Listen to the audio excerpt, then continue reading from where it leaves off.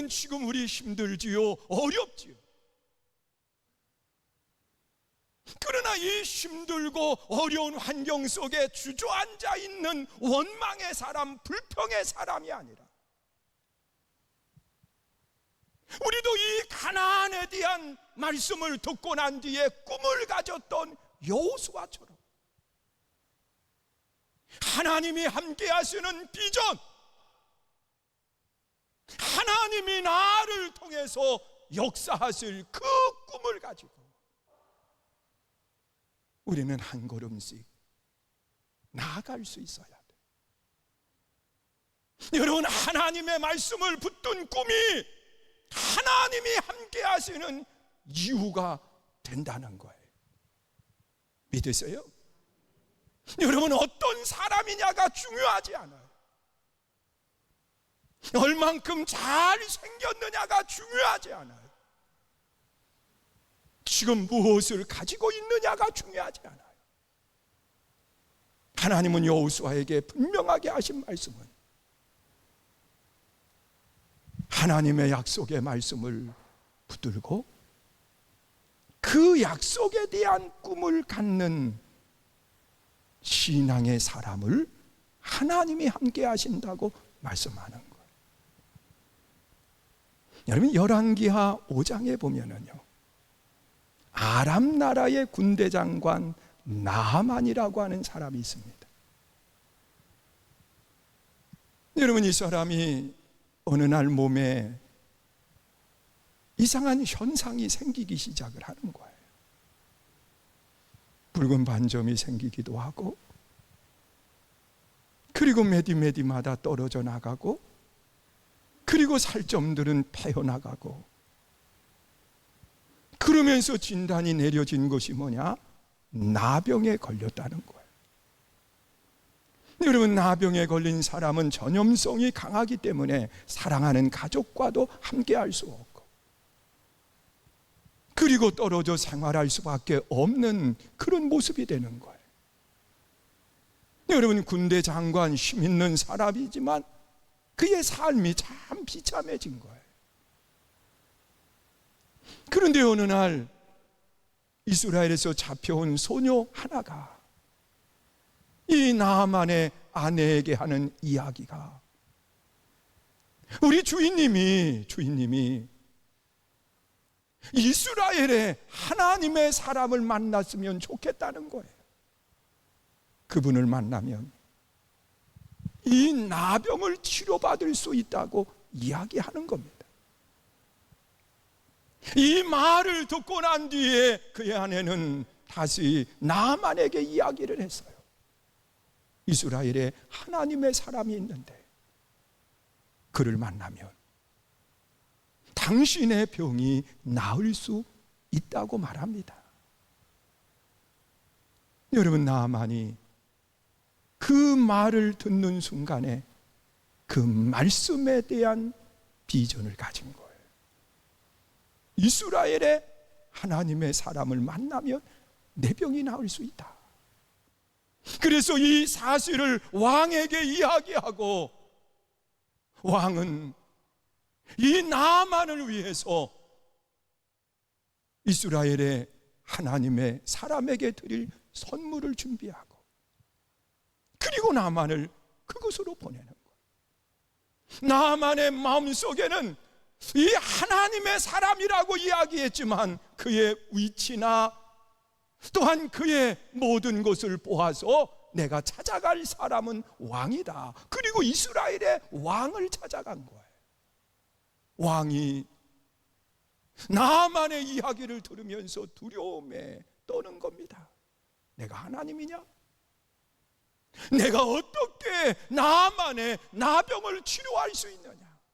이것은 필경 전쟁을 하기 위한 구실로 삼기 위해서 이런 일을 벌인 걸로 생각을 합니다. 자, 이 말을 엘리사가 듣고 난 뒤에 왕에게 하는 이야기가 그를 내게 보내라는 거예요. 왕은 이 엘리사에게 이 군대 장관 나하만, 나병에 걸린 그 사람을 보냅니다. 여러분, 나만의 마음속에 하나님의 사람을 만나면 나을 수 있다고 하는 비전을 가졌거든요.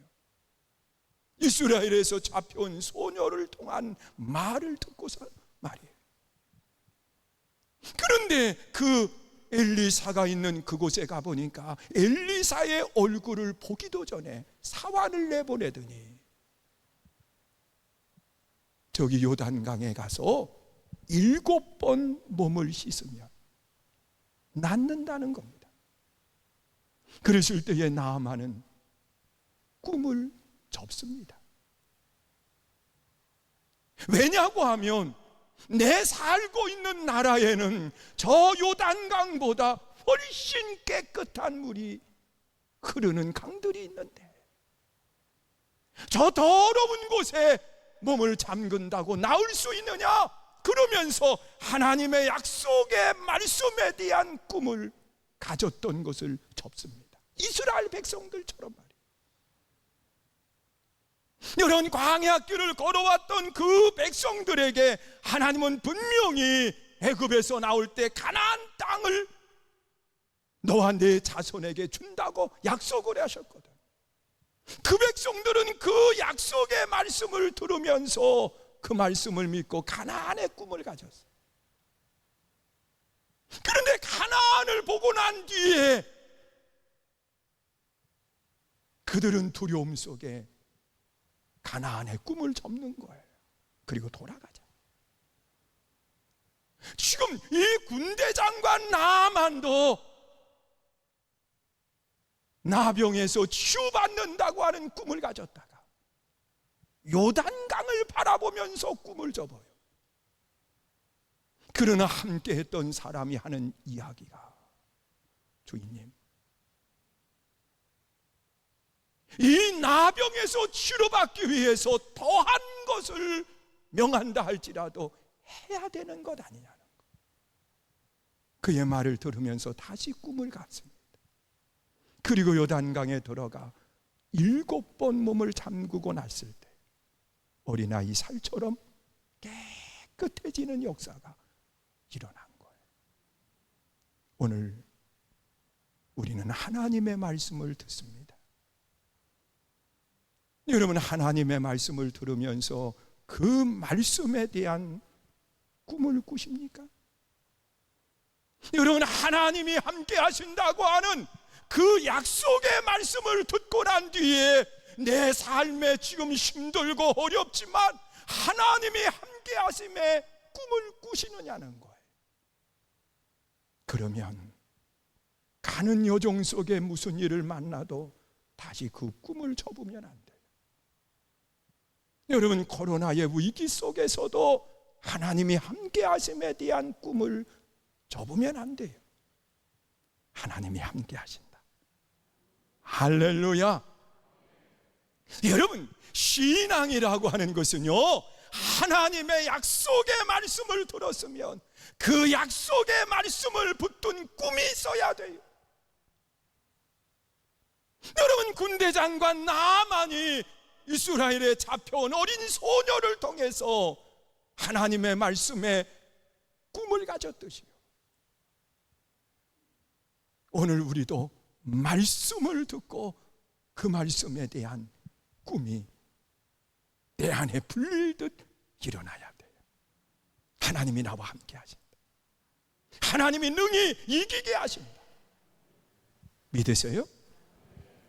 그리고 또한 이 꿈을 가진 사람의 아름다운 삶의 모습이 있어야 돼요. 오늘 본문은 그것을 뭐라고 이야기하느냐? 7절, 8절에 보면 그렇게 말씀을 하고 있어요. 우리 한번 읽습니다. 시작. 오직 강하고 극히 담대하여 나의 종 모세가 내게 명령한 그 율법을 다 지켜 행하고 우로나 좌로나 치우치지 말라. 그리하면 어디로 가든지 형통하리니 이 율법책을 내 입에서 떠나지 말게 하며 주야로 그것을 묵상하여 그 안에 기록된 대로 다 지켜 행하라. 그리하면 네 길이 평탄하게 될 것이며 내가 형통하리라. 아멘. 할렐루야. 여러분, 하나님의 약속의 말씀을 붙들었어요. 꿈을 가졌어요. 여러분, 꿈을 가진 사람은 때로는 그런 생각을 할 수도 있어요. 수단, 방법을 가리지 않고 이 꿈을 이루리라. 그런데 하나님은 뭐라고 이야기하느냐? 꿈을 가진 사람은 하나님이 말씀하신 그 법을 떠나지 말라는 거예요. 그 율법을 입으로 고백하면서 삶을 통해서 법을 지키라는 거예요. 이것이 하나님의 백성과 함께함의 이유라고 말씀을 해요. 여러분, 모세는 광야 40년 길을 걸어가면서요, 이 광야에서 하나님의 말씀을 주신 거예요. 10가지의 계명을 주셨어요. 광야에서 무슨 이 법이 소용이 있으랴, 우리끼리 있는데 그렇게 생각할 수도 있지만 하나님은 그 법을 광야에서 주셨어요. 그리고 가나안 땅에 들어가고 있는 이 백성들이 생각할 때 그 법이 가나안 땅에서는 무슨 소용이 있겠느냐, 이런 마음을 가지고 갈 수도 있어요. 그런데 하나님은 뭐라고 이야기하느냐? 내가 너와 함께 한다고 말씀하시면서 하나님이 내게 명령한 그 법을 지키는데 좌로도 우로도 치우치지 말고 하나님이 말씀하신 그 말씀의 법을 지키면서 묵묵히 그 길을 가라는 겁니다. 여러분, 오늘 우리는 그런 생각을 할 수 있어요. 광야에서 주신 법인데, 가나안 땅에 들어가기 전에 확인된 법인데, 예수님께서 우리들의 모든 죄를 다 담당하시고 십자가에 달려 죽으셨는데 이제 그 법이 나와 무슨 상관이 있느냐? 믿으면 되지, 그러면서 이야기할 수도 있어. 그런데 우리 한번 잘 생각해 보세요. 여러분, 마태복음 22장 35절 이하에 보면 그 예수님께서 많은 사역을 감당하고 계실 때 한 율법사가, 율법에 대해서 잘 아는 사람이요, 율법사가 찾아와서 예수님께 그런 질문을 합니다. 어느 법이 제일 중요하냐는 거예요. 하나님이 광야에서 주신 10가지의 법이 있는데 어느 법이 제일 중요한 거냐고 묻는 겁니다. 그러면 그 법이 오늘 우리와 아무런 상관이 없으면 예수님께서 그렇게 말씀하셨어야 돼요. 믿으면 됐지 뭘 지켰느냐?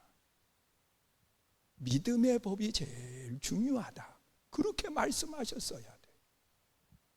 그런데 예수님은요, 그 말씀의 법, 그것의 핵심을 이야기합니다.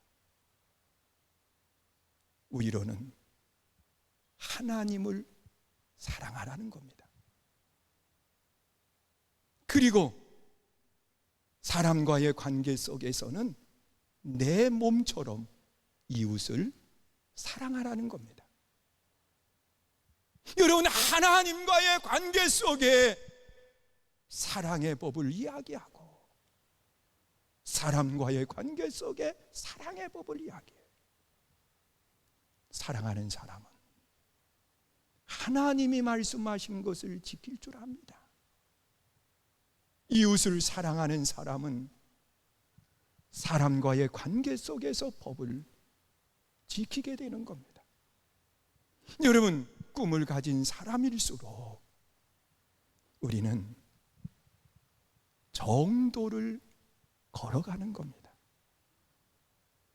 여러분, 좌로도 우로도 치우치지 말고 하나님이 내게 말씀하신 그 법을 지키면서 우리가 한 걸음씩 나아가는 겁니다. 여러분, 예수를 믿는 사람은 하나님의 성전에 올라올 때 아무리 급해도요, 신호 잘 지키면서 오는 겁니다. 여러분, 차를 댈 때에도 여러분, 내 편한 것만 생각하면서 주차장 2자리 차지하면 안 됩니다. 여러분, 우리는 하나님의 사람일수록 이 세상의 삶 속에 지켜야 되는 것들을 지킬 줄 아는 거예요. 그것이 꿈을 가진 사람의 신앙입니다. 여러분, 요셉이라고 하는 사람이 보디발의 집에 종살이를 하게 됐습니다. 요셉은 우리가 아는 것처럼 꿈의 사람입니다. 그런데 이 요셉에게 세상적인 표현으로 이야기하면 기회가 될 수도 있고 위기가 될 수도 있는 한 사건을 만나게 됩니다. 그것은 보디발의 아내의 유혹을 받게 되는 겁니다. 여러분, 모세가 한번 모르는 척하고 받아들일 수도 있습니다. 그런데 요셉은 이 일로 인해서 한 번 들어가면 나올 수 없는 감옥에 갇히는 자리로 나아갑니다. 하나님의 말씀을 비추어 보아서 요셉은 그렇게 고백을 해요. 내가 하나님 앞에 큰 악을 내가 어떻게 행하겠느냐는 거예요. 그러면서 그 보디발의 아내의 유혹을 물리쳤을 때 그는 비록 감옥에 갇히지만 그 감옥 속에 하나님은 함께 하셨고 거기에서 도리어 좋은 사람들을 만나고 바로를 만날 수 있는 교량 역할을 하는 사람을 거기서 만나게 되는 겁니다. 여러분, 꿈을 가졌으면 수단 방법이 아니에요. 우리가 지켜야 되는 것을 묵묵히 지키면서 한 걸음씩 나아가는 것, 그것이 하나님이 함께 하심의 이유가 되는 겁니다. 믿으세요? 그리고 마지막으로 본문에 나타나 있는 말씀을 보면 하나님이 함께 하시는 사람은 어떤 사람일까? 마지막 9절 말씀을 보세요. 읽습니다. 시작. 내가 네게 명령한 것이 아니냐. 강하고 담대하라. 두려워하지 말며 놀라지 말라. 네가 어디로 가든지 네 하나님 여호와가 너와 함께 하느니라 하시니라. 여러분, 내가 어디로 가든지 그랬습니다. 여러분, 간다는 것은 한 걸음씩 한 걸음씩 발을 내어딛는 것을 말하고 있습니다.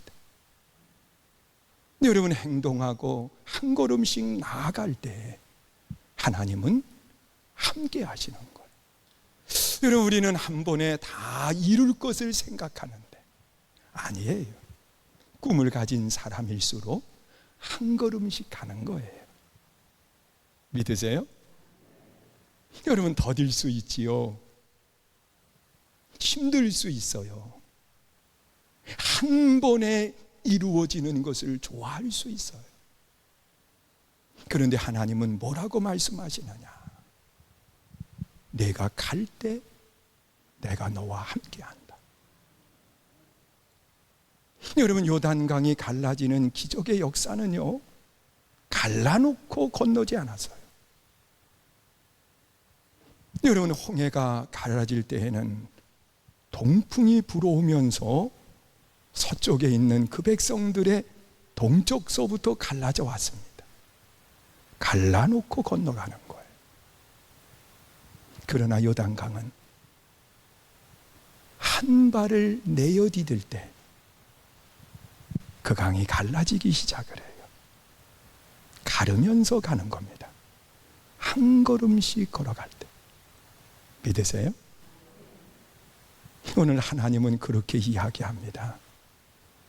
많이 가려고 하지 말고 한 걸음씩 가라는 겁니다. 갈 때 하나님은 역사하는 거예요. 할렐루야. 제가 책을 읽을 때 급하다고 해가지고요, 책장만 막 넘기다가 끝부분에서 끝났다 그러지 않아요. 처음은 지루해요. 언제 이런 마음도 들어요. 그러나 첫 장부터 하나하나 읽어가다 보면 마지막 장을 만날 때 얼마나 좋은지 몰라요. 여러분, 일하기 싫은 사람이요, 밭고랑만 헤아린다고 말하고 있어요. 이만큼 남았네.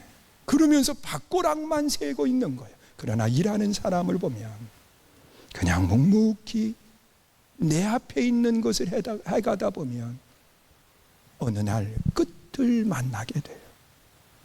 가나안 땅의 정복은요, 가는 거예요. 한 걸음씩 내어 딛는 거예요.